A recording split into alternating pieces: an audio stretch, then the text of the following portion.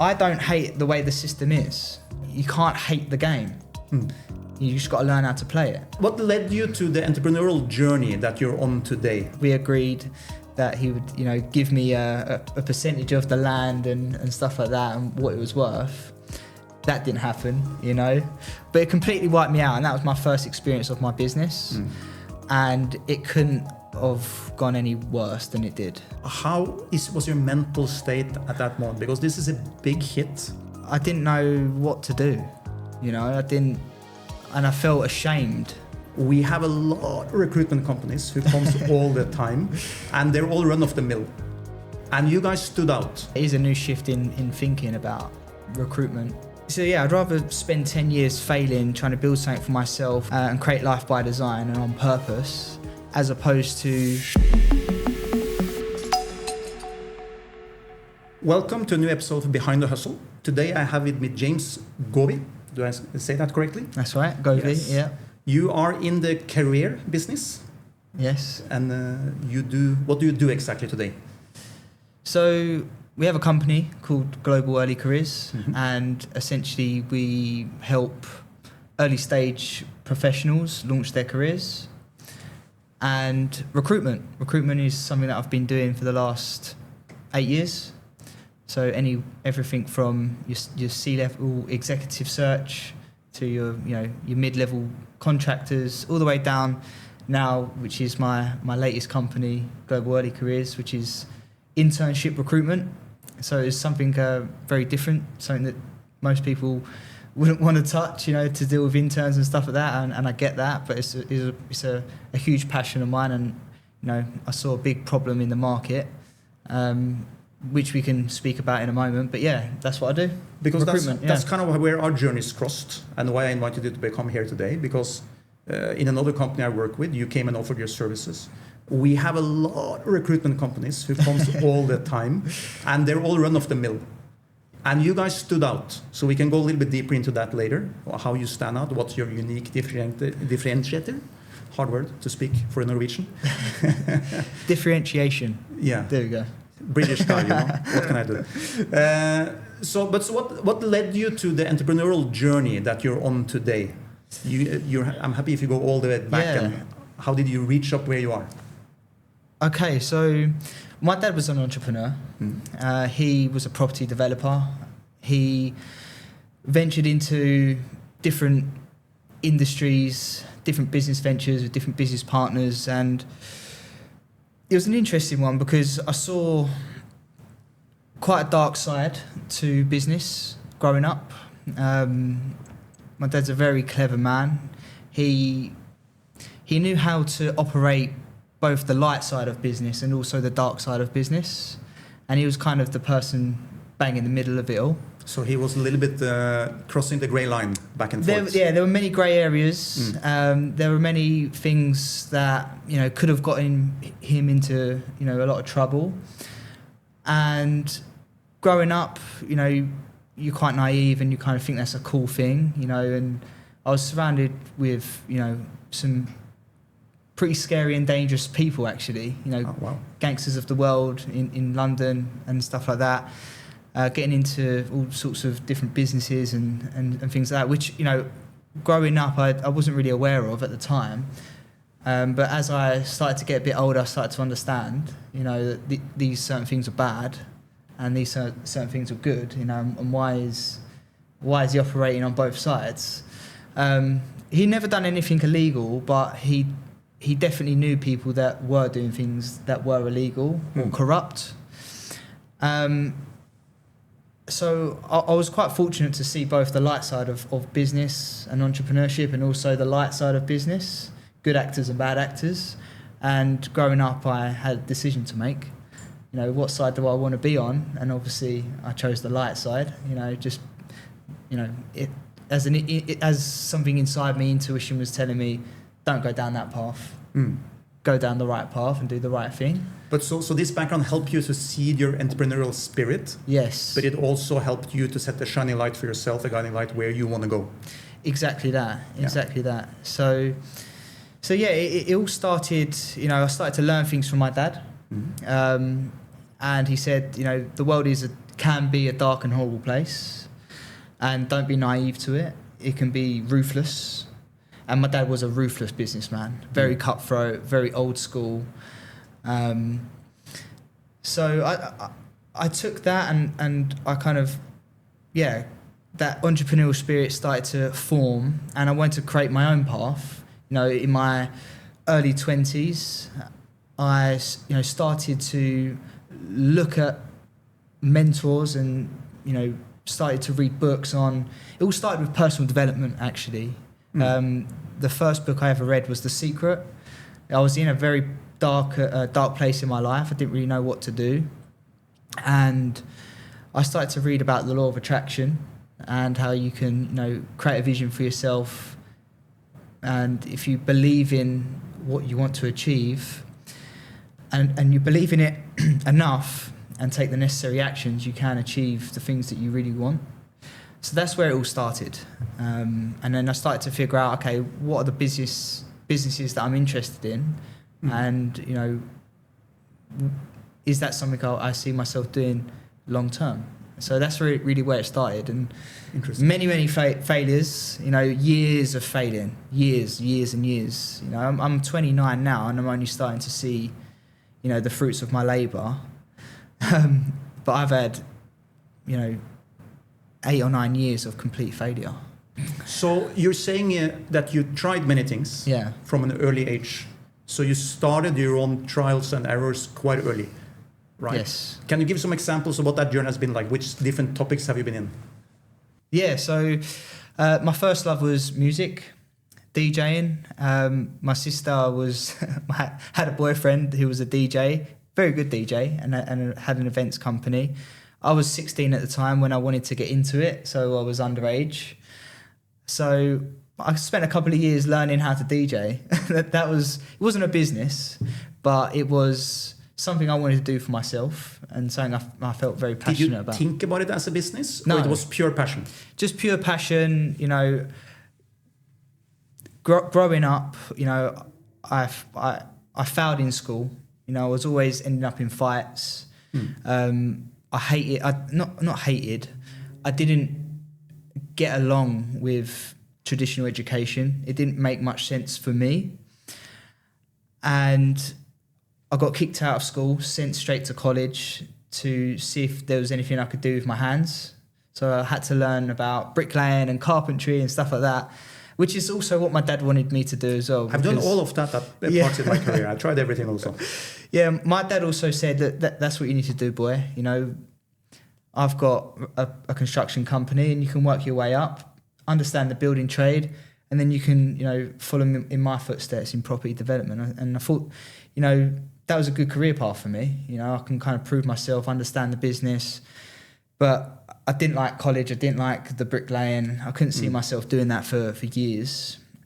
So that was my first job, working on the construction site, trying to understand the tools, which I was really bad at. Didn't have a clue what I was doing. My dad was always having a go at me for messing up all the time. So you were still rebelling against the way you were trapped inside. Yeah, I was trapped in what do I want to do? I'm trying to impress my dad, because I idolise him and I want to be like him. And he tried to move me into other areas of his business, into land buying, doing this, doing that, trying to find investors. And that was interesting for me. And I guess that was my first ever experience of creating a deal where I found a plot of land in London, in Ilford. And it was my job to then find the investor. And my dad would find the money to build the property. Oh, wow. So I facilitated the deal, and it was like an £18 million deal. And my dad, being the way he is, he was paying me a salary, and we agreed that he would, give me a percentage of the land and stuff like that and what it was worth. That didn't happen, Welcome to the world of dealing with investors. Exactly. So he actually gave you a good life lesson. He did. I think that's what he was trying to do. He was he taught me that, make sure that you get everything on paper and you have it legally binding. That was the biggest lesson I took from that. Yeah. So never again have I ever done a deal where, it isn't on paper and, you know, something that you can refer back to. No, you said this. So it was a great life lesson, and I think he wanted me to learn the hard way, because I feel like there's, you know, the hard way or the even harder way. And I think he wanted me to just learn the hard way, because you have to learn these lessons. And I think that he also had to learn. So I think he wanted me to go through that and learn that. So that was the first time I, you know, experienced like a transaction in business, which opened my eyes to like, right, if I can do that, I can do that with other things. But going back to the DJing, you know, it was something I was doing on the side, on the weekends. Again, a passion. And it wasn't really a business, but it was something that I was doing myself. I was going out, I was getting the gigs and stuff like that. And, you know, I started off doing it for free as a passion project. And then I started to get spotted in clubs in London. And I started to become resident DJ in multiple different clubs in London. And then I got spotted by an events company. They took me all around Ibiza, Marbella, and on cruise liners as well, across the Mediterranean. That was a pretty cool experience, you know, at a young age. But then I had to ask myself, you know, as I was also doing that and investing into personal development, it was like, right, what is the long-term purpose of this? You know, can you see yourself still DJing when you're 50 years old and you've got a family? And the answer was no. So I knew I had to cut it off, which I did. And I guess that's when I started to actually decline in myself, because I didn't know who I was or what I wanted to do. I had this passion, but I knew long term it didn't serve me. And, you know, I had a limited experience of business. So the first business that I created was a property company. Okay. And it was... well, your first business deal was a property deal, so it makes a exactly, little bit of sense. Exactly. So I had a bit of experience in property, and I thought that I could take that and create something of my own.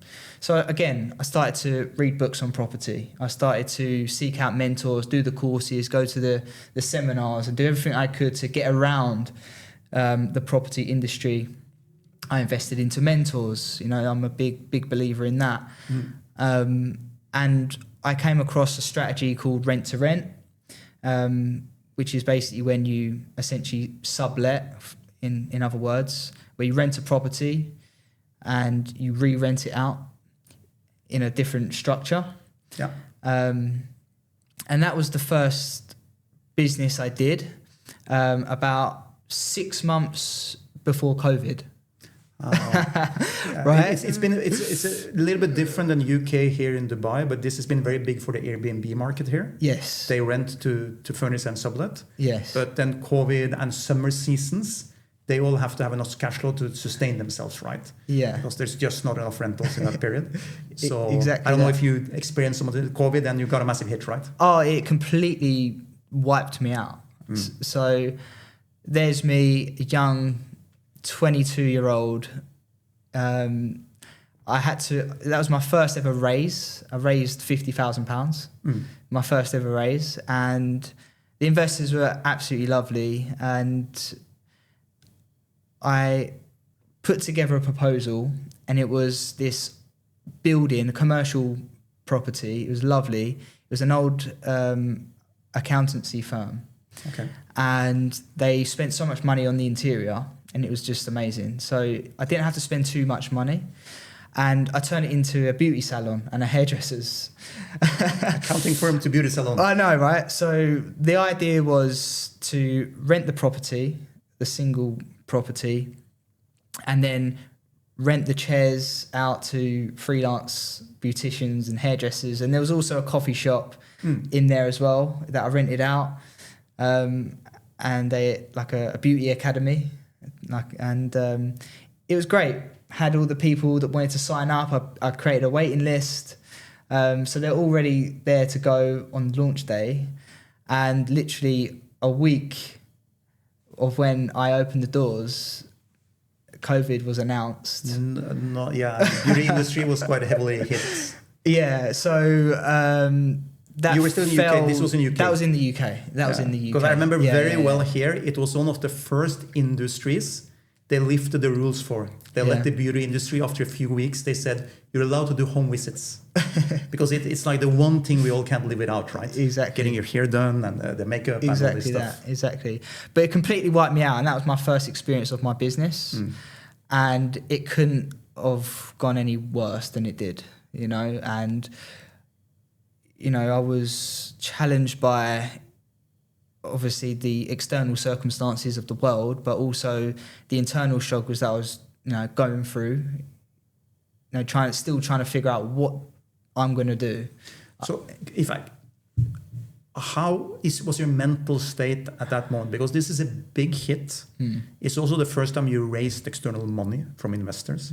So you feel a little bit obligated to serve. I'm sure they understand, like you said, they're lovely, but it's still, can you explain a little bit about that mental journey you went through? I didn't know what to do, you know, and I felt ashamed, you know. I didn't feel like I could reach out to my dad or family members, you know. I didn't expect anybody to understand what I was going through, you know, and I couldn't at the time relate to anybody, you know. Yeah, everyone was going through the same boat, so it wasn't a unique situation. Everyone was going through the same crap, right? So, you know, yeah, for a couple of weeks, it was really a really dark place, and I knew I had to do something. And I am a very strong, like mentally, I am very strong. So there was like a week or two where I was, you know, really down, depressed. But I think what brought me back round was extreme amounts of fitness, having a fitness routine, having, you know, a very regimented plan in my personal life that really got me out of it. So although I was at my lowest point, I bounced back really quick, and that was only because I structured myself in a way where, you know, I was up early, 5 o'clock, going for a run in the gym. Boxing is also something that I love to do, and I've done for, you know, ever since school. So I think that got me out of the, you know, the really low period very quick. That's very good. Yeah, and it's a good approach. Yeah, that was the only thing I could do. Yeah. It was like, right, I have to do something. You know, I don't know what I'm going to do with business, but I have to do something. I have to do something positive. I'm quite impressed, actually, because most founders I talk to had that early such a big hit. It takes them much longer to rebound mentally. But it's also an interesting way you went. Like, I don't think this is the most popular thing in the US, but in the European countries, a lot of them, you go to the doctor today, if you have that, they pretty much prescribe you, go to the gym. They don't start with the pills anymore. It's like, no, go to the gym. This will help your mental state and it will move you forward, right? Yeah, I was lucky because my dad put me into the boxing gym. Nice. When I got kicked out of school, he said, you're going to the boxing gym. Like, you're fighting, you've been kicked out for fighting, so you need to fight, but legally, you know. So is boxing one of, because this is something that I've heard over the years, I never boxed myself, but it's one of that sports that very often puts a little bit lost youngsters on the correct path, because it puts the discipline, it puts it into a certain fashion, right? Yeah, I would recommend every young man to take up martial arts, you know, jiu-jitsu, wrestling, boxing, Thai boxing at an early age. I think if you can get that discipline, you know, and that resistance to pain and moving forward and conditioning, I think, you know, not just physically but mentally, it prepares you for the world. Because it's not about the fighting. Those who goes into the box gym to learn how to fight, I think those probably don't make it, right? You're using it sounds like it's a tool to succeed better in life. 100%, definitely. And I've taken that with me in everything I do, and I still do it now. So yeah, absolutely. So it helped you to discipline yourself and also to be a fighter, but in business. Exactly that. Exactly. So yeah, they're transferable skills, and I think it's probably one of the most important. Never giving up. That's a mental state in boxing. Consistency, endurance. All of those things. That you have to have in business, right? Otherwise, it's you very fail. true. Yeah, it's very true. Yeah. The most successful businessmen I've always seen are either it's a natural state for them, it's just ongoing. I think in some European, the better of the country is, I see young entrepreneurs, they very often they think that I want to start a company just to be CEO because it's cool, I can relax, I can make money. It's exactly the opposite, right? Yeah. Which you've seen. We want to go further in your journey, but which you have seen for yourself. It is sleepless nights, it's long nights. So you have to have the conditioning, you have to have the right mental state. But I think being willing to fail and picking yourself back up is one of the most important things. Yeah. How do you tackle so you're already on a good mental path after this COVID thing, but you have COVID happening still for a long time. Okay, yeah. What was your next step? So my next big move for me was, looking at the problems of the world, which I always do. I look at where are the problems right now, and I saw the problem was the exact problem that I had, which was mental health. So I decided to create a company, an online company called Full Potential of Mind. Okay. Which was a mindset coaching company. And, by that point, I've read countless books, had gone through countless courses. I even done a mindset course as well, and had a personal development coach. So I had a lot of knowledge on it. And just from the conversations I would have with people naturally, I know that they took those lessons with them and then referenced it, a couple of months later, which is what I love to see when you have that effect. You say something, and it triggers them, and it just changes their path slightly, even if it's just 1%, and it helps them, positively. That's great. And I used to love that feeling, and I decided to create, a mindset coaching company, and I created an app and had a community of people that we was meeting up with regularly, and it was great, and it was helping people, and I created a program for people, and I was just giving it away for free at the start. And I said, look, if this helps you, let me know, be my testimonials. And I was getting such great feedback from it. They were sharing it with other people, and, I started to build a list of people who wanted to be involved in the community, and I thought there's a business here that I could charge for, and that's what I did. So I created an online course and a mentorship program, and I went to Bali with it, and then that's how I ended up in Dubai actually. So big connections between Dubai exactly always, that. Yeah. So it was right, my previous business has just gone down the drain.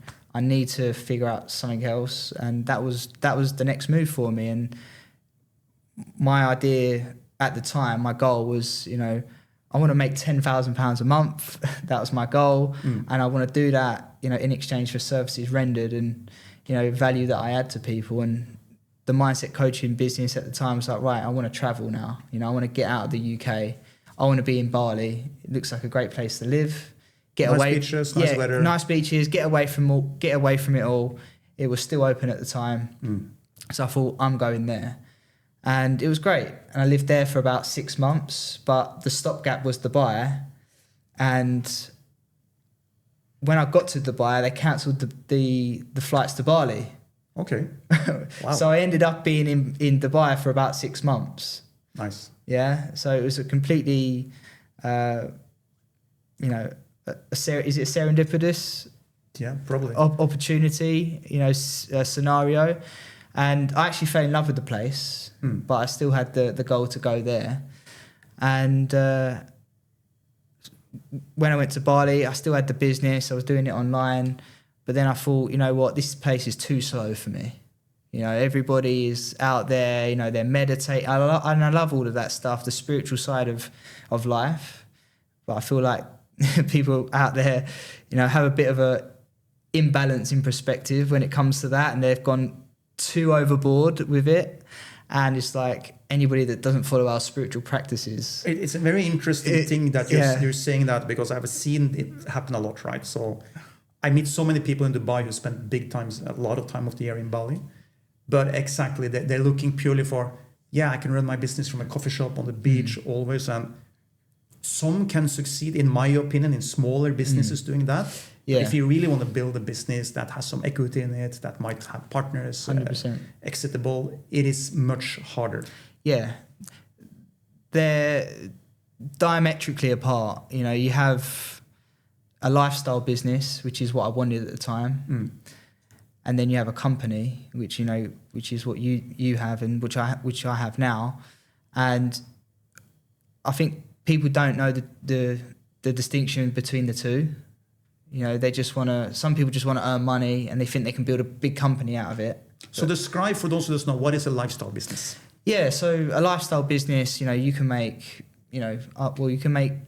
let's say 100, 200 grand a year.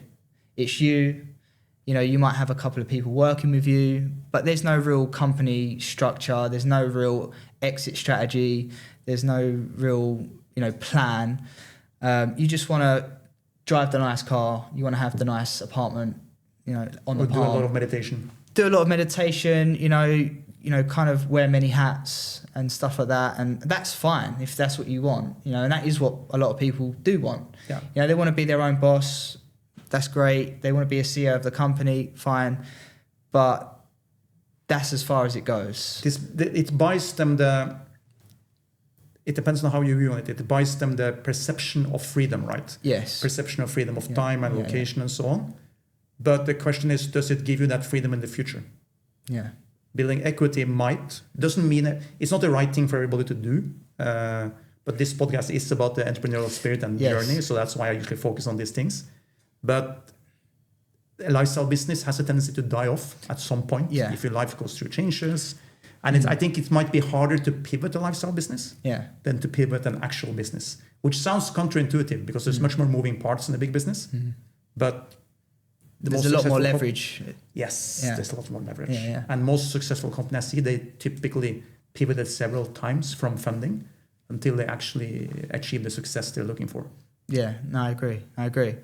So, and I had to also learn that as well, And I think it really comes down to, again, your vision. And look, you can't have a vision for your life. I think the max you can really plan to is like 3 years. Yeah. Anything, maybe 5 at push, but anything more than that, the economy's changing, things are changing, people's minds and psychology are changing. What worked in, for example, marketing 5 years ago wouldn't relate to anybody now because look the at language. AI today, how quickly it's taking over, right? And I've been in this game quite a few decades longer than you, and to see it's interesting how each time we have a technological evolution, it speeds up, and you have this curve, a technological curve that goes faster and faster, and every time it comes around now, it's just faster and faster. And how do you keep up with it? Exactly. So things are changing so fast. Yeah. So I would even say it's probably to set a vision for your life is probably or for your business is probably getting shorter now than ever before because of technology. It was very interesting. I had a meeting yesterday with someone I work with that runs a company that they're looking for fundraising and so on for some things. And he was reading a new book he bought himself and he was showing me, and he was so into it. And I don't remember the exact title now. If I find it, I will put it down in the description. So, but it's about how technological evolution was much faster back in the day, in 70s and 80s, than it is now. I understand the concept of the rider, but I think if he says that, he's leaving out something very important. In the 70s, end of the 60s, you had the Cold War. So if the president told you go to the moon, NASA said, what can I use? Whatever you need. Unlimited budgets, unlimited resources, etc., right? Now that race died off. The Cold War, the space race, the weapons race, everything died off for the longest time. So now you have to build an economically viable business, which is more rooted in what like SpaceX and these modern space companies are doing. They're trying to figure out how do we help NASA to go to the moon, but in a way that makes economical sense. No one looked at the bill when we went to the moon the first time, right? If you did that today, you will empty a country's pocket completely. So I don't necessarily believe that we slow down technological innovation, but we are in a phase of innovation where it has to make economic sense to do it because we have to make money, right? There are some companies who are on the edge, so you can say it's slower, but when you find the right thing, like suddenly they cracked something around AI, then they will pour all the resources in there and it will go very fast, right? Yeah. So what do you think about, like, you know, in terms of like entrepreneurship, business, you know, especially for people considering it, you know, who haven't started yet? You know, for me, when things get overwhelming and there's so much going on, you know, there's this coming out, this AI coming out, you know, all these different strategies, and, you know, I always go back to the basics, you know, and I always go back to even like old tape recordings. You know, my favourite one's Earl Nightingale. Do you know Earl Nightingale? He's a speaker back in the 80s, I believe, and he talks about, you know, the psychology and stuff like that. And I always go back to that when things are getting like too much. And I feel like when you go back to basics, you can kind of figure out like what's the next step forward and what actually do I need, you know, and the rest of it is just noise, you know. Noise is a very good concept, right? Yeah. And they say one of the early people who really discovered noise in business was Steve Jobs, because he really said that when you stop looking at the noise, you ignore the noise, you can really focus on this 10% that brings you forward every day, right? But you have to be willing to shut it out. And that is harder today, especially if you haven't figured out what you're doing yet as a business. That is very hard. I am the biggest culprit myself, because since I help several companies, I do this, I do my freelance consulting, I work with a company that I helped build from the ground for 7 years in digital banking. It's very hard to shut off the connectivity. But the problem is you're in the flow, an email pops in, you check it. Now you're out of the flow. There's no true thing that's called multitasking in truthful. Yeah. Your brain shifts. So you think you're multitasking, but you're not really.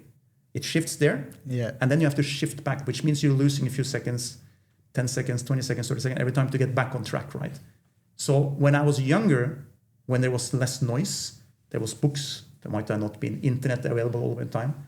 You would deepen yourself, like you had a whiteboard or a book and pencil, and you were reading a book, and you could really for 10 hours be without the noise and just focus and get everything in your brain down on paper. Yeah, right? exactly. The ability just to think. Yeah. You know, because I feel like we're in a world, or in a generation now where there's just so much to indulge.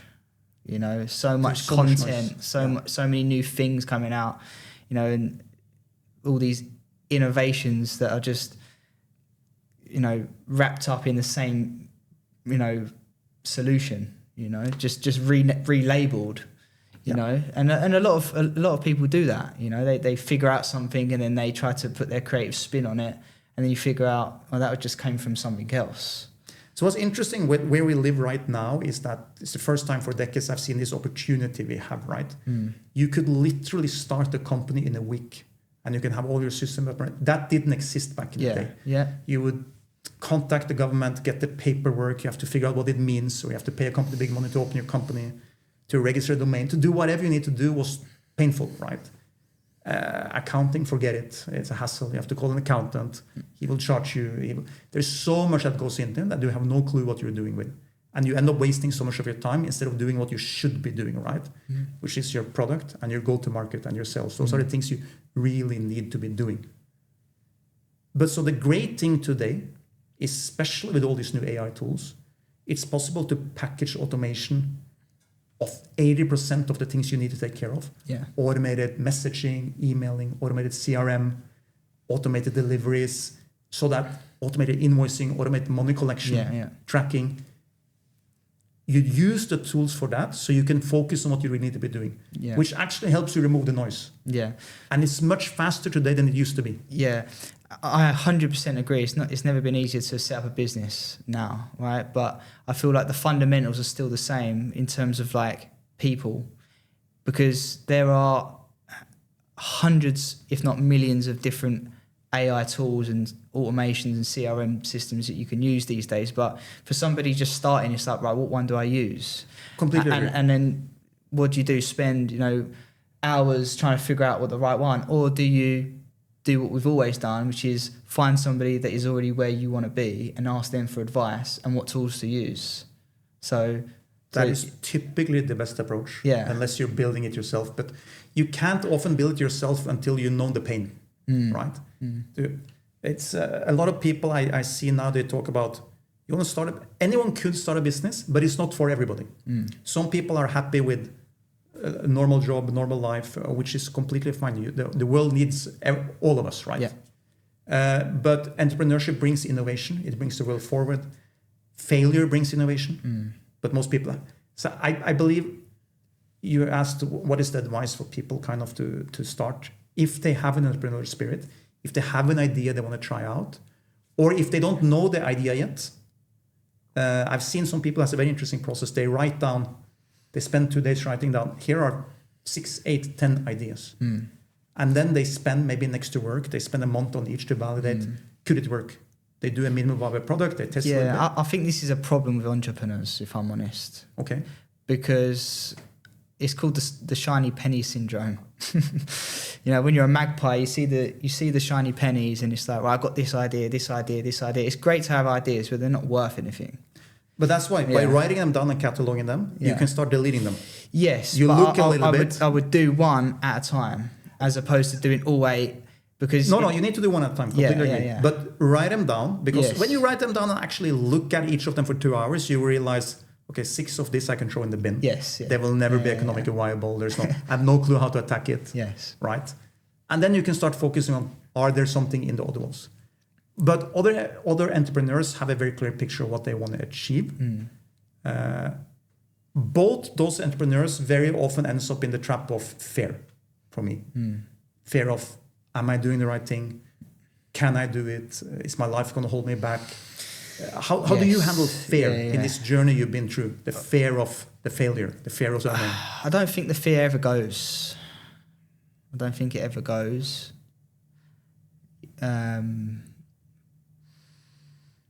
Fear is there whether you do it or you don't do it. You're always going to have fear.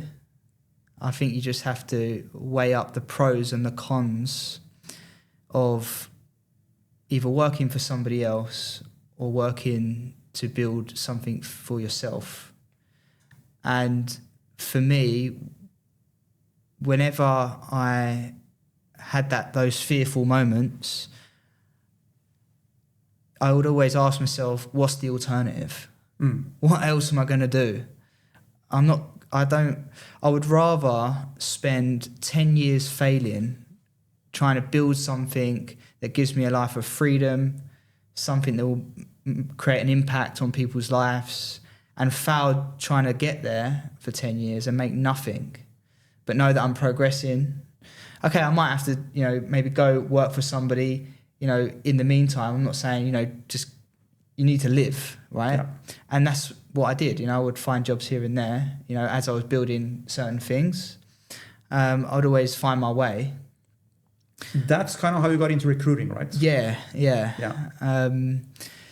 So I'd rather spend 10 years failing, trying to build something for myself with light at the end of the tunnel, knowing that I will create my own reality eventually and live the life I want to live, and create life by design and on purpose, as opposed to spending the rest of my life working for someone else, and then at the end, where am I?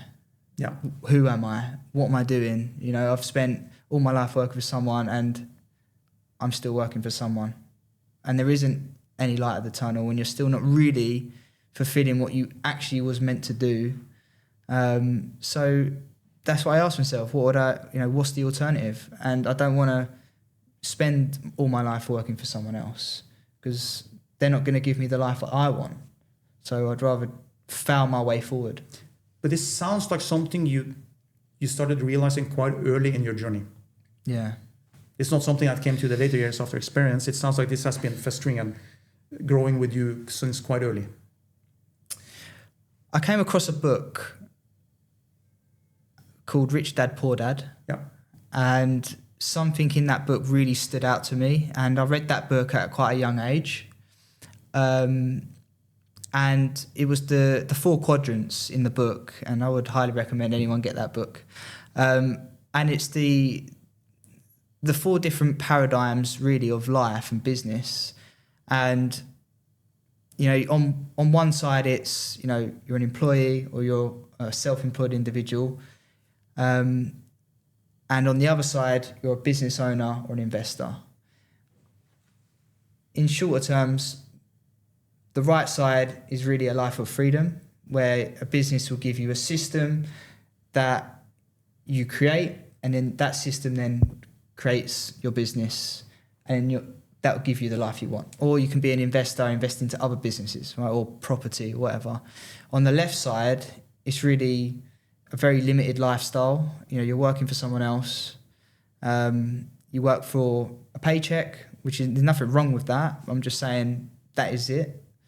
And you're confined to what other people tell you to do.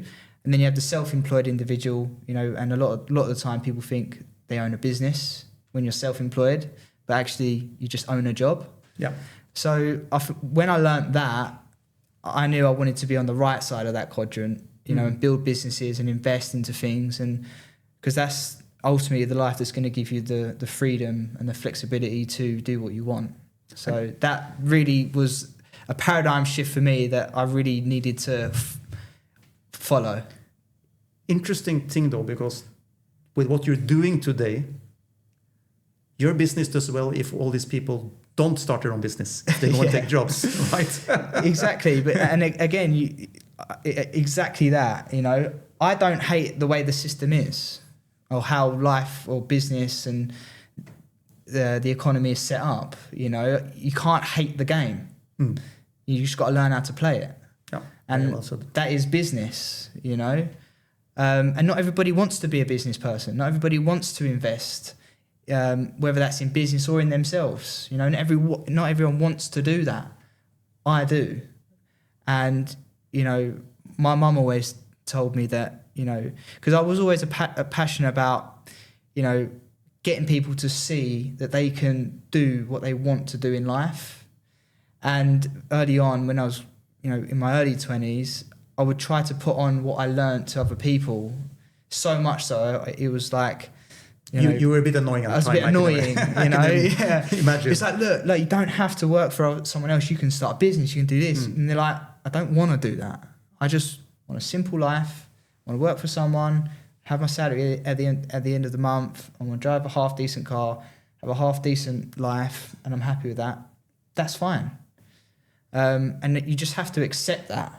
Just for everybody, there is nothing wrong with that. This is about the life you choose for yourself. Yeah, there's nothing wrong with it. If you are happy to do your barbecues and take care of your kids, and it's a perfect life. Yes. But for some people, it's not the right thing. Like James and myself. It's a choice. We strive for something else. Yes. Which means we will fall down, we will tumble, we'll get scratched and bruised. But for some reason, we have it in us to, I want to do that again.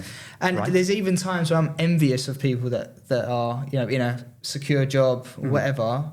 Because it's like, I've replaced, you know, a 9 to 5 for a 24-hour, 24/7 thing that I'm doing that I can't switch off, you know. I'm either working on myself or working on the business or my relationships. You know, it's constant work. And at any time where I feel like I'm not working, that's when I start to get depressed and start to, you know, doubt myself and things like that. So it's like, it's a blessing but also a curse at the same time. So how do you balance this with having a family? So I think I'm very upfront and direct to my wife, and I tell, you know, I say, she knows what I want to achieve. And she knows that I have to spend every minute, every second, either thinking about my business or working on it. And I'm lucky enough that she accepts that, and she takes the role of the mother. We have to support with like a nanny and stuff like that. But I do find the time. I do find the time, and I can find the time, and that is the beauty of having your own business. If you want to go and spend an hour at any point in your day to spend with your family, you can. If you want to plan something, you can. You don't have to. You're not confined to what other people tell you what to do or how many days off you're allowed to have. If I want to have the next year off, I can. It looks so, let's say you portray that on a personal brand, on social media, whatever. So people have a tendency to get the wrong impression. I had another gentleman on a previous episode, also called James, actually. And sometimes him and the wife, they all started their own business, right? And suddenly they will be at the pool in the middle of the day on a Monday, or they would go to a park and do barbecue for themselves in the middle of the work week. But what they're not showing in that image, people are like, oh, I want to do my own business because I can do that. They're not showing that. That's like 2% of it. Yeah, they're working the rest of the day until midnight, maybe until 3 in the morning, they're working. Yeah. And he said it, there's no work-life balance anymore, but it buys you that freedom to, I can between my meeting schedule, I can do this. It gives you some freedom if you're willing to sacrifice the work ethic, right? Yeah, exactly. And I think we're working towards something long-term. So I have a saying, short-term pain, with purpose will give you long-term gratification.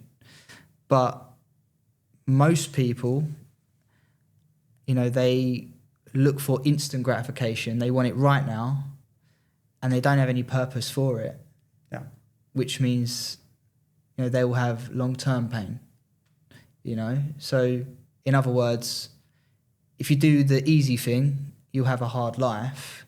If you do the hard thing, you have an easier life. You strike me like an old soul in a young package. I am an old soul. I am an old soul. I am. I do a lot of meditation. Yeah. I do a lot of meditation. I think that's where it comes from. Is that working for you? Yes. Yeah, it Something does. you recommend? Yes, yeah, definitely. I read a book called The Master Key System. It's a really good book, because there's a lot of people, even entrepreneurs, business people, they don't know how to do it.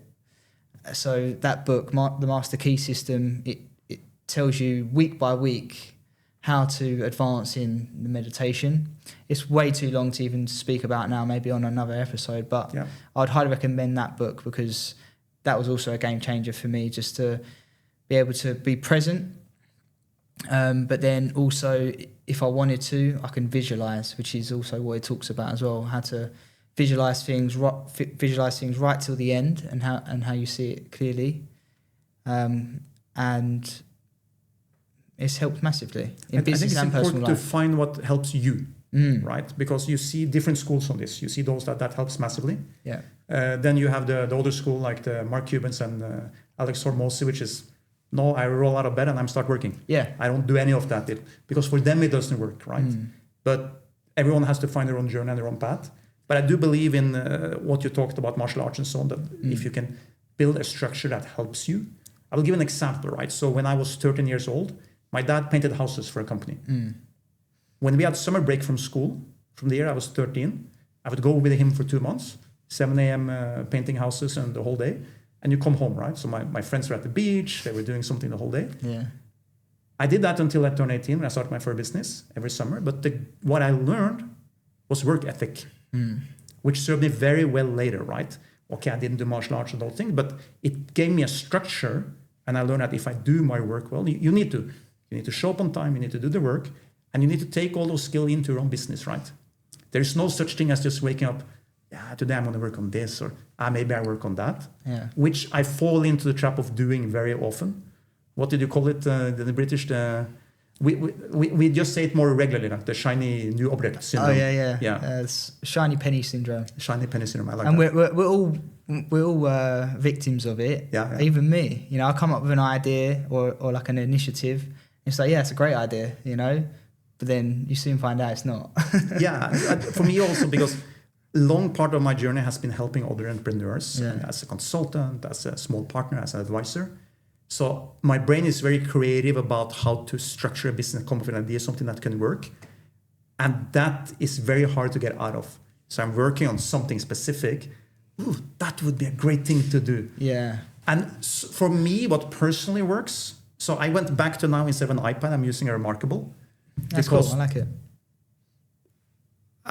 In my regular work, I type, but I create a better mind connection when I can write. Yes. And if I can write the idea down, I can get rid of it if it's not worth my time. Yes. But the trick is not to use too long of it. I sketch it out. I'm like, good idea, but it's not on my journey, my path, and it won't make me the future that I want. Exactly. At least I got it out of the system. Yeah, that's really important to do. I also do it, traditional, like old school pen and paper, but I think that's pretty cool. I'll look into getting one of them. You should try it because the whole point is that it feels like pen and paper. Yeah, they created and it's smart as well. Smart. Yeah, and you can't do other stuff, so it takes away the noise. Yeah, I can't go on the internet. I can't watch a video. I can't do anything else. I can write. Yeah, that's cool. Yeah, but yeah, I do the same thing, and I will journal. Whatever I'm feeling at the time, and sometimes I don't know what to write. But I know there's something in my head, and I think a lot of people struggle with that as well. How do you do journaling? Well, just put down, I don't know what to say, but I'm feeling like this. And then all of a sudden you start getting into the flow of like your thought process. And then, then you can start writing out things, which I do, is like things that you're grateful for, just trying to affirm, the characteristics that you want to be, or already know who you are. And then start writing out, like you said, things that you want to achieve, ideas, and it's good to get it out of your head and then see it, and then let it sit there for a while. I think I watched a podcast on Stephen Bartlett where he says like, put it on the someday shelf, prioritize it. But if it's an idea and it's something that you can just put on the someday shelf, just leave it there, come back to it. And in 6 months... At least you got it out of your head. Yeah, and then look, come back to it in a month. If it's still something that you want to do, okay, leave it there. 6 months later, if it's still something you still want to do, then pursue it. Yeah. If it's something that you really want to do. But if it's not, then let it go. I mean, you can probably speed that up in time, but yeah, I thought that was a pretty cool concept as well. No, I will literally lie awake if it comes. So it's much better to just write it down. Yeah. Now my brain can relax. And I can go back to, and then next morning I will focus on what I'm supposed to be focusing on, right? Yeah, exactly. How do you structure yourself? Are you a believer in, do you get up and kind of just get to work, or do you pre-structure the day before? Yeah, I'm very regimented. Yeah. Yeah, same thing pretty much every day. The things I do, they may change in order, but it's always 4:30 in the morning. I'm up. I'll make... So you're not like Stephen Bartlett? He doesn't do meetings until 11 because he wakes up with no alarm, right? Yeah, I mean... but that works for you? Yeah, it works for me. I'm up at 4:30. I make... my wife's up with me as well, and the baby. I've got a 6-month-year-old. And I make the baby's bottle first thing in the morning, 2 coffees for me and my wife. We sit there, a bit of family time together, while the baby's feeding. We have a coffee. It's a bit great timing though, because this is quiet time in the world. Yeah, exactly. It's a quiet time. Usually I will look after the baby for an hour. My wife will go to the gym. That'll give me a bit of time for me and the baby. She'll come back. I'll start my meditation. I'll then, after that, go to the gym, come back, maybe do some journaling, gratitude, affirmations, set my intentions for the day. And then straight to work. Yeah, straight to work. You're a very structured man. Yeah. Yeah, I like it though. It's what I like to do. It works for me. Everyone has to find out what works for them. But I do agree that you need to have a plan. Yeah. And I think I always say to people, especially when they're feeling a certain way, down or whatever, I always say what's on your daily CV? What can you say on your CV that you've done today? And if it's not much, then it's not much, is it? I don't remember which gentleman, a long time ago, something that stuck with me. He said, an old-time American investor or something, he said, I try to make sure that I learn at least one new thing every day. Yes, yeah. And I really believe in that. Yeah, I do too. So I try to seek out something I didn't know. Yes. And it just gives a good feeling, and you feel every day you progressed a little bit, right? Yeah, exactly that. So I will try to listen to a podcast while I'm in the gym, or I do the same. Yeah, my instead wife of music. Cannot. Yeah, she's for her to go to the gym to run, It has to be. My wife too. She has pretty like hardcore running playlists to like to really get the juices going, and then I'm next to her running at the same speed, and I'm literally listening to a podcast.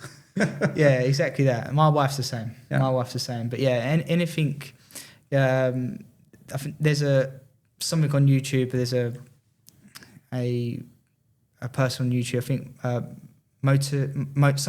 motivation university or something like that, and there's like a constellation of different people, different speakers, where they combine them all together, like little clips of different people. I love that. Yeah. So you might have like David Goggins speaking for 1 second, Alex Hormozy, or Stephen Bartlett next. So there's like different voices coming in that just are little nuggets of information. It is great if you have it in a system, because if you let it take over and you start doom scrolling it, you realize 6 hours later, I was supposed to be working on my business, but I was just scrolling. No, but they combine it in like 1 hour video. So like when you're in the gym, you have it in your ears. So I think I like to find that podcast or something which is pretty much the exact length of the gym I'm doing. Doesn't matter, running, lifting weights, whatever. So by the time I'm done, it pretty much fits my regimen. Right? Yeah, that's pretty cool. Yeah. So because it's really bad when I'm like, I have 20 minutes left, and then to pick it back up to finish it is very hard.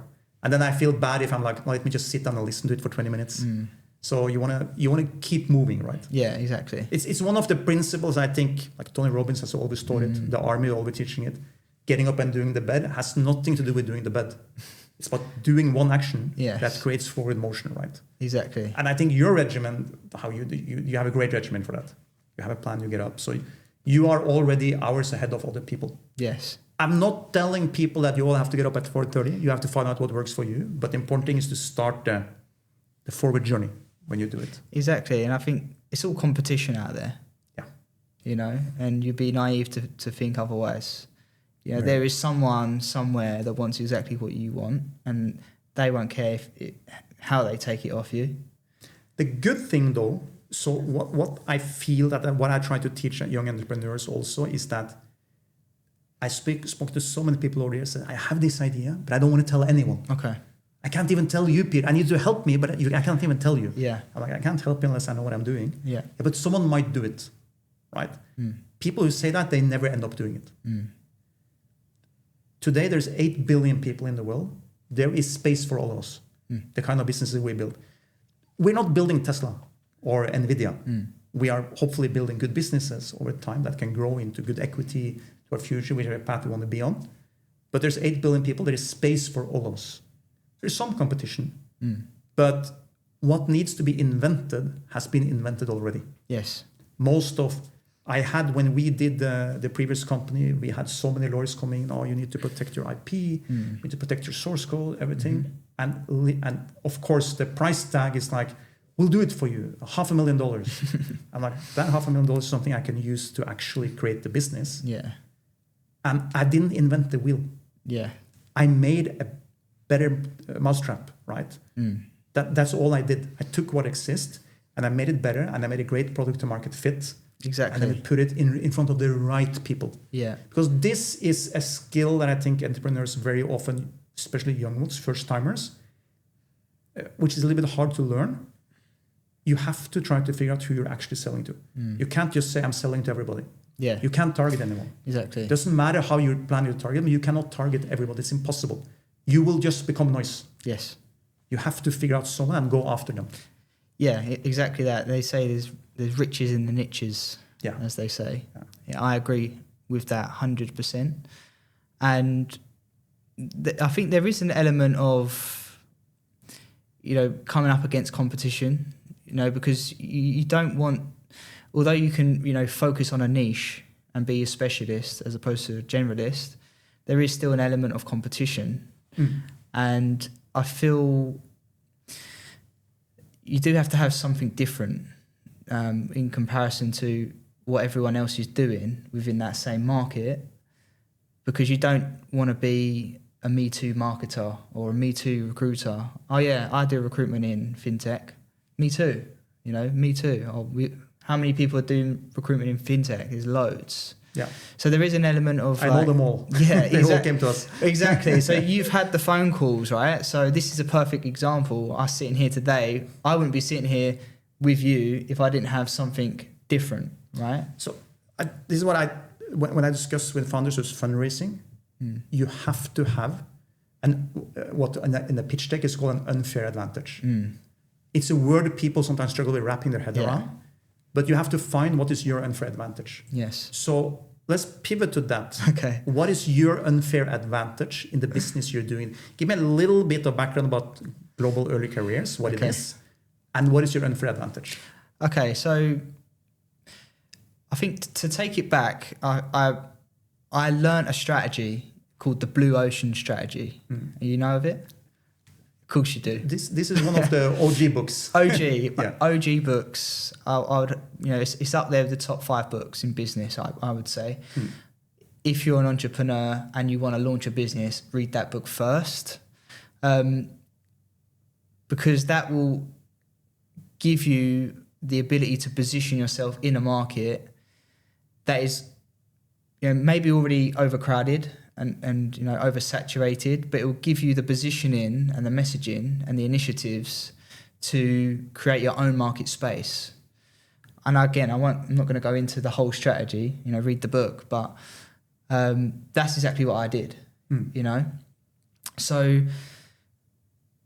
I've done recruitment from C-level all the way to, people with a couple of years experience, right?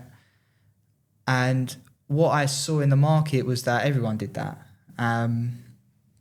Even the niche recruiters that focus on a specific industry or sector, they didn't touch the grads, the interns, and in a nutshell, I thought if no one's touching it, then I will touch it. So the whole idea was positioning. I'm going to launch a recruitment company and call it Global Early Careers purely for positioning. So I'm going to go to market, I'm going to speak to people like you, and I'm going to offer you a free recruitment solution. So when you say things like, look, I can give you the equivalent of 6 resources for the cost of 1 senior hire, would that be of interest? Well, yeah, that's the hook, right? That's the hook, but it's not easy. It's not. It's the same when you came to us. I would be like, what's the flip side? Yeah. There has to be a catch. What's the catch? Exactly. So the whole idea of Global Early Careers was to offer a free internship program to businesses that didn't cost the company anything. But what we would do is we would charge the graduates for a training program. So we'd help them with their career and their CV, introduce them to clients like yours, to businesses like yours. And so they can get the hands-on experience, which solved the number one problem interns face, which is a lack of experience or needing experience to get experience. So I saw that there was a huge problem in the market that nobody was solving. And I said, I will solve that problem. Businesses aren't going to pay grads, because they have no experience and they don't particularly add any value in the beginning. So try them out for free. If you like them, then you can keep them. And then you can, if you do like them, you can pay us for the recruitment fee. Great. But then what I did was, knowing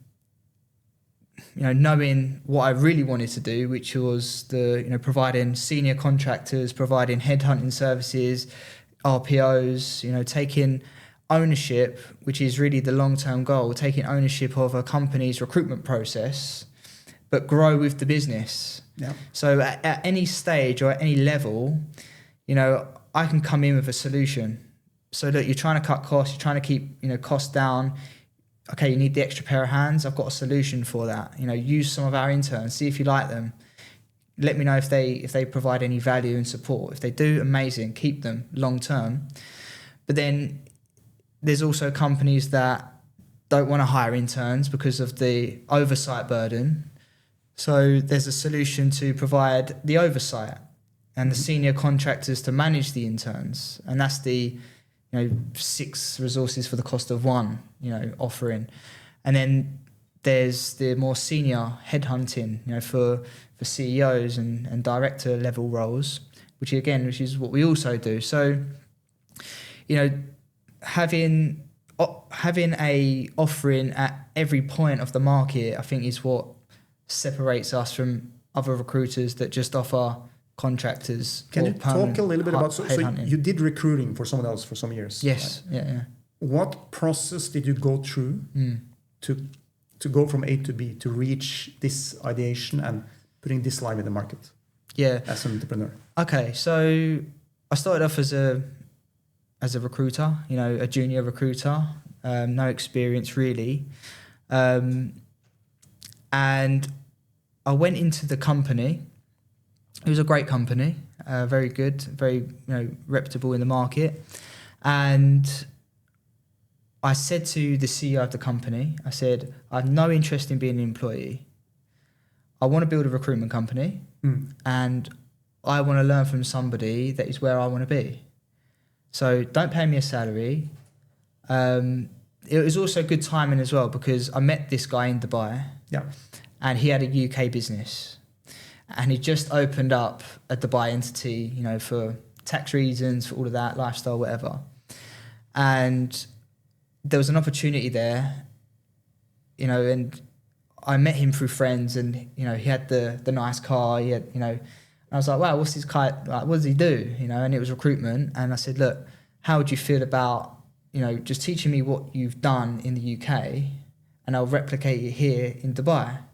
The business is set up, and what I want in exchange for my time and my efforts and bringing business in, which is what I'm good at doing, I will take equity in the company. And he said, that's fine. So we agreed a 50-50 partnership, which was a great deal. There was zero business, and he taught me everything. And he became a best friend, he became a mentor, almost like a brother to me, really. And he taught me the ropes, and he, slowly, promoted me to senior consultant, to a manager, to a director, and then to CEO of the business, because I brought in a lot of business and knew how to build teams, and it was great. So that was my experience. So again, finding a mentor was key. It's such a great journey you described, because what I think you overcome here, a lot of people don't, it's the fear of speaking your mind. You were very honest with him. This is what I want to go and do. I want to learn this because I want to go and build my own business. Yes. And he is smart enough to actually take you up on that. A little bit more drier businessmen will be like, no, this is my area, my business. They will not do that. Personally, in startups, especially smaller startups, I would always hire the guy who has the right talent, but who tells me, listen, I want to join you because one day, in the next 3, 4, 5 years, I want to do my own business. Exactly. If now our paths are aligned, you will give me the max for 3, 4 years, and we can have a great partnership. It might be business partners, we might do other things down the road, right? If you really love what you're still doing in 4 years, maybe you stay, right? If I give the right equity package. But for me, that's the perfect match. Someone who knows exactly what they want to achieve. They will give you more than someone who comes and says, yeah, I'm looking for a lifetime job. There is no such thing as a lifetime job at a startup. Yeah, exactly. Well, there's no such thing as a lifetime job anyway. No, but people perceive there is. Yeah, Maybe there used to be perceive, more back in the day. Yeah. But they think I will get that job and at least I'm secured, right? Yes, yeah. But again, it comes back down to mindset, having that vision, and that all comes from personal development. You can read it in pretty much any book on that subject, know what you want to achieve, believe that you can achieve it, and then take the actions necessary to achieve it. So you really got to know what it is that you want, and I did. It wasn't it wasn't luck. It wasn't like, I'm going to take equity. I'm not going to take a salary or anything like that. It wasn't just like a spare of the moment thing. It's like, right, this is my opportunity. This is a great business model. I already knew the business model. So yeah, I knew exactly what I wanted, and that's what we did. So then you got the market experience. Yeah. So you knew everything about recruiting. Yes. So you also knew, if I want to go and do this, I'm just a fish in the barrel between so many other recruitment companies, right? Because literally in our position, when we were fundraising massively in the last company, you get so many calls, you have a limited recruiting, and sometimes the overhead of dealing with recruitment companies is more than you can afford time-wise, right? Yeah. So you stop answering. Yes. So it's not an easy business to get a foot in the door. Yes. But when you build good relationships with certain recruiters, you typically stay. Yeah. One of the first ones we had, great guy that works here locally for probably a few decades now. He's always my first call because he just built that trust relationship with me. So even if I know that this is not his core market, out of respect, I call him. I said, listen, if you have a candidate, float him my way, because if you get me the best one, I will sign with you. And that's what it comes down to. And I think that's why we connected so well. And in the first meeting that we had with you and your team, you know, I said, you know, most recruiters are transactional. You know, I don't believe in that. I believe in relational business. You know, building relationships, like you just mentioned. And I think, you know, most business people, that is all they're thinking on their mind: transaction. And I think when you do have the opportunity to pitch, ring somebody, I think it comes out in their body language and their energy. And I think especially when you've had so many years of experience as yourself, you can kind of read that already. You can kind of see through people. So I always lead with, you know, build relationships first and see what happens. It's a good way to go through life. Because typically you build, this is what I've told employees in many companies also when they leave. Typically leaving is not always pretty. They're tired of the job, they want to leave, it doesn't work out, whatever. Maybe they get fired. And I always told, because I do not work in recruitment or career work, but in my position, I would very often have especially younger employees coming to me for advice. What do I do in my career? What's the next right step? Even if they don't want to be an entrepreneur, right? And I said to them, when you leave a job, no matter what happened before, always you have 90 days left, 30 days left, leave on a high. Because the only thing they will remember about you when someone calls for a reference or your name crosses someone's path because they know the owner or something, they will only remember that last week or that last 30 days. They will completely forget those 5 years you were bleeding in the trenches. Yeah, that guy is completely slacked off. I remember at the end, it was completely useless. So I said, always do the max until you walk out the door. You can leave with your head high. And I guarantee you, if someone actually calls, they'll be like, yeah, that was actually a good guy. Yeah, it didn't work out with us. Something happened, but it's a good guy. Yeah, I recommend it. Exactly. And they say that in marketing as well. They say, you know, they always end the last statement with the statement that you want the person to remember. If you say it at the start, they'll forget it. But if you say it at the end, they'll remember it. And, you know, people never really remember what you do or what you did. They always remember how you made them feel.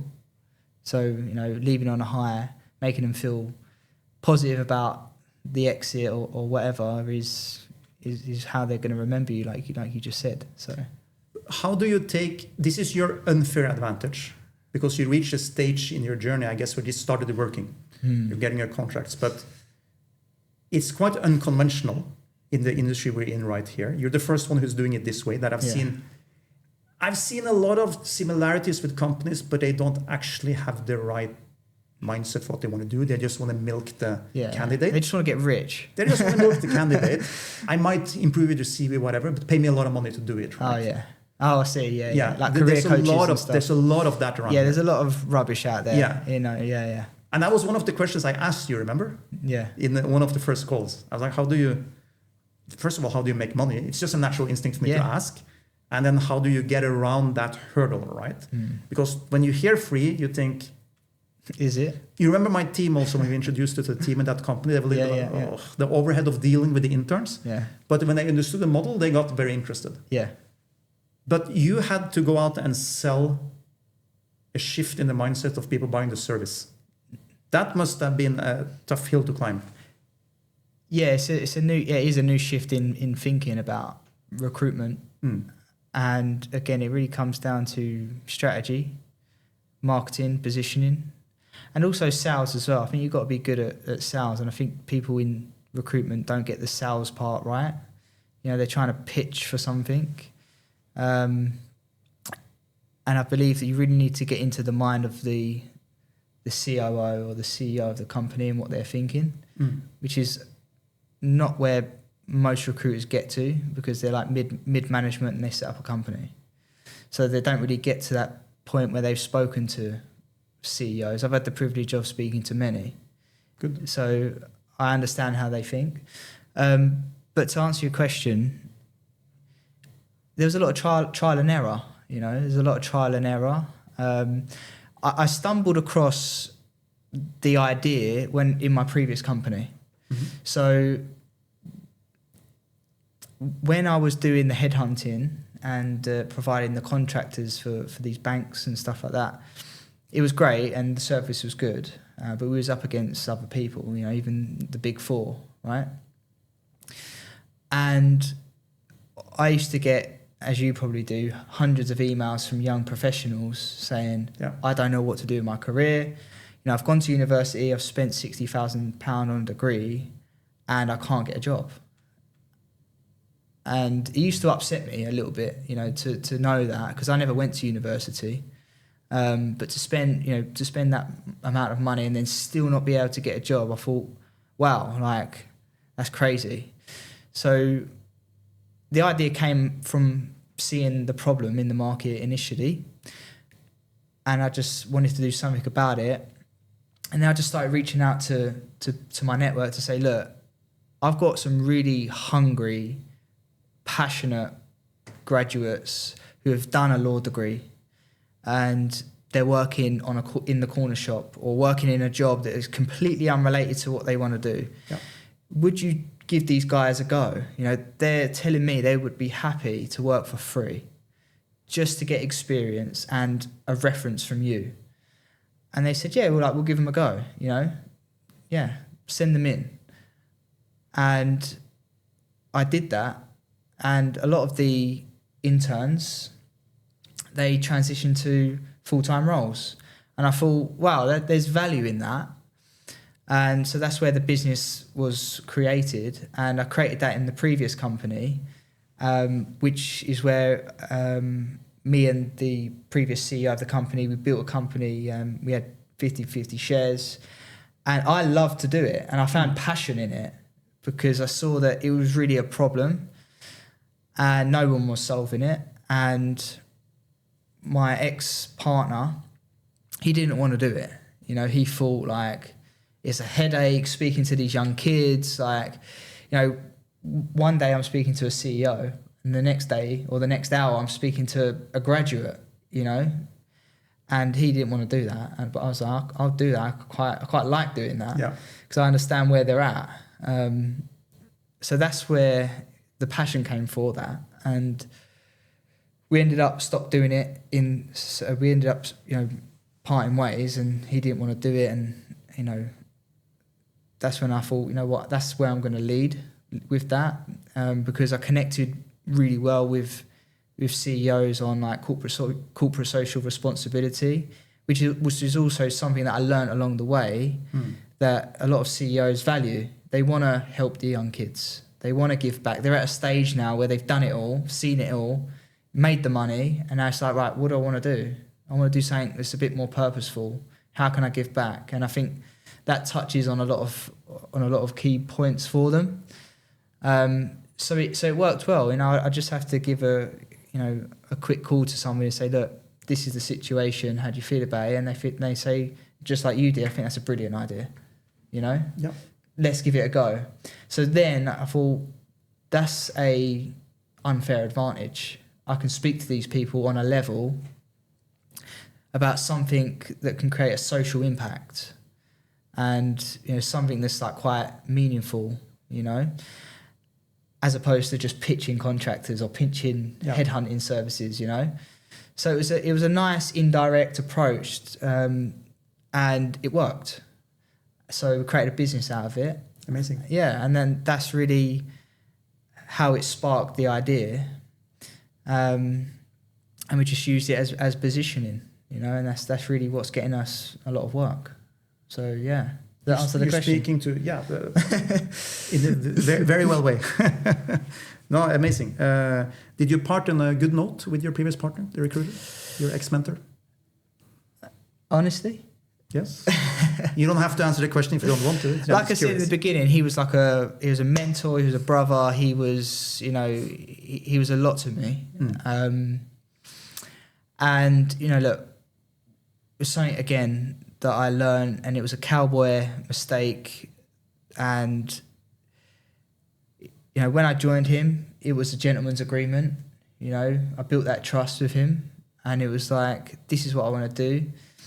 And he said, look, show me what you can do, and then we can discuss, you know, putting you on the directorship, you know, giving you the shares in the company once we hit certain milestones. I obviously hit those milestones and surpassed those milestones. And when I had access to the company, you know, he treated me like a partner. Yeah. And he treated me as if I already had equity, right? I had that control, you know, I could speak to him on a level. I had access to the bank accounts and things like that. And then when the money started to roll in, yeah, those things started to disappear, you know, those controls and stuff like that. And so they were the red flags, and, you know, I've got nothing against him. I actually I still love the guy now, you know, I've got a lot of respect, and I do have time for him. But we parted ways, and, you know, it didn't end particularly well, you know, because he knew what I was going to do. You know, I was going to start my own thing. In all fairness, you have been upfront about it. But you're describing a mentality that happens in a lot of companies, right? It does happen a lot, because he runs this sort of business by himself, been doing it a long time. Yeah. In his mind, even though you're partners, it's still his, because he brought it there. Exactly. Right? So I was coming into his business. Yeah. You know, he was already set up, so we didn't set it up together. And this is so interesting it's a skill that is very important to learn, that as an advisor of companies, I very often try to take. I had bad nicknames because of it. I've been called the devil's advocate. Because you have to realize that we're sitting opposite each other. We see this microphone, but we see it from two different viewpoints. It doesn't mean any of us are wrong, but we don't have to agree on where we're going and what we're doing. And if you can put that into your business, to start realizing what's the viewpoint of the other person, what are they trying to achieve? Yes. What are their pain points? Not from your point of view, because what you think doesn't matter. If you're creating a business relationship, if you're selling them something, if you're helping someone with a career, you can bat them with a hammer. You should go into this type of job. They see the world differently. What you want to do is place them into a job where they will be happy, so that they will come back to you for the next role maybe, and the employer who got them are happy with them, and you did a good business, which is long term. Exactly. Right? If you force them, if you force that square peg into the round hole, you will get friction, right? Yes, you will. Yeah. And I think, again, another book I read was The E-Myth. Shortly after that happened, and the book is about, you know, putting systems in place and corporate structures and stuff like that. And it's a great book, and it speaks about having a strategic vision and having one CEO of the company that makes that decision for that business, but then allocating certain, if you've got a business partner, that is, there can't be two CEOs, and that was the problem. Yeah. He was trying to be the CEO of that business and the other business in the UK, and that's when we started to clash a little bit. So he was still based in the UK? He was coming back and forward. Yeah. So, you know, he wanted a lifestyle business, and I wanted to build a company. So our visions, you know, later on in the journey, it wasn't discussed early on. So we only started to discover that later on. So I think, like, when you are going into business with somebody, to sit down and say, right, where are we going with this, and who's the final decision maker? Because you can't have two people, right? Best companies I see very often have many decision makers. Yeah. There needs to be someone that takes the whole decision. But if he does his job very well, that decision is preset by him giving you the vision. Yeah. If he does that very well, and he makes sure his team understands it, he doesn't have to get into. What was it? It was, I don't remember, it was Steve Jobs or some other CEO before he passed, who said, my job, I take a few big decisions a year. Yeah. I tell everyone the vision. I have the best people, the best teams. I only take a few decisions a year because they're completely capable of doing it themselves, because they know where we're going, right? Yeah, exactly that. And that's the point. You know, we didn't really know where we was going. Yeah. He was doing his regular business. He was doing his regular business. Which was good for him. Which was good for him, yeah. But as I progressed, I knew I wanted to have a recruitment company, that's when I started to learn about the different types of people. There's a business person that wants a lifestyle business, and there's also a different type of entrepreneur that wants to build a corporation, a company, something that they want to sell eventually or leave for, the next generation to come, and create legacy. And that's what I wanted. I wanted to create legacy. I wanted to leave something behind. Yeah. So again, a different in values, different in vision, and that's when it started to kind of crumble. He had his views, like you said, and I had mine, and that's when it slowly started to drift apart. I really enjoyed our chat today, because listening to you, since I know what you're doing today, your business today, which I found very interesting, and I really think you touched on something that I notice is a passion for you. You're also solving something which is a problem, which creates a legacy. But everything you told me about your background story, while listening to it, I realized, that's another building block that led you to be good at what you actually do today. Yes. And I could see you laying out those building blocks. And probably on the journey, you didn't know that. No. Right? But for me, from the outside, different viewpoints, right? Yeah. Since I knew the end point, I could really see, now I understand why you're good with people. Now I understand why you're good with recruiting. Now I understand why you like this part, right? And so you actually took something that you wanted to create a business. You could probably have done well in any business. Yeah, that's right. But you ended up with something that you found an unfair advantage that, luckily for you, actually speaks to something you care about, right? Yeah, exactly that. Yeah. Exactly that. And I believe that we do learn from failures. Yeah. But I feel like you also learn from your successes as well. Absolutely. And you have to enjoy your successes. Yeah. You can't rest on them. Yeah. But you should celebrate your milestones. 100% and document them. Yeah. I think that's a really key point, a really key thing to do in business. When you do have a win, to document the whole process, and because that's how you can scale, right? Yeah. And you can replicate that and share that with other people. And that's what I like to do. I like to share it with people. So if I can ask you at the end of the podcast a couple of things. If you lost it all tomorrow, you have to start again with nothing. What would be your 30-day plan? I already know you had the mental capacity to start it. You might take a week off to go to the gym. Yeah. And then you have to make a 30-day plan. I need to go out and start. If I started you will start a new business. Yeah. But how would you go with about the it? experience that I have now, or just completely start again? With the experience you have. It doesn't have to be the same industry. Yeah. But you are a very systematic gentleman. Yes. Because this advice is someone listeners can take with them. Yeah. Right? They're like, that's a good plan. But I always believe in scoping it down to a certain very specific time frame. You can't do everything, but you can do a lot. Yeah. Okay, so first thing I would do is find a mentor that is where you'd want to be, in something that gives you some form of interest. You haven't got to be like in love with the industry, because that wears off eventually sometimes. So yeah, find somebody that is where you want to be. And if you're serious about entrepreneurship, never take a paycheck. Always work for free until you get to the point where you've provided enough value to justify them paying you, for the services that you provide or the value that you bring. That would be my first thing.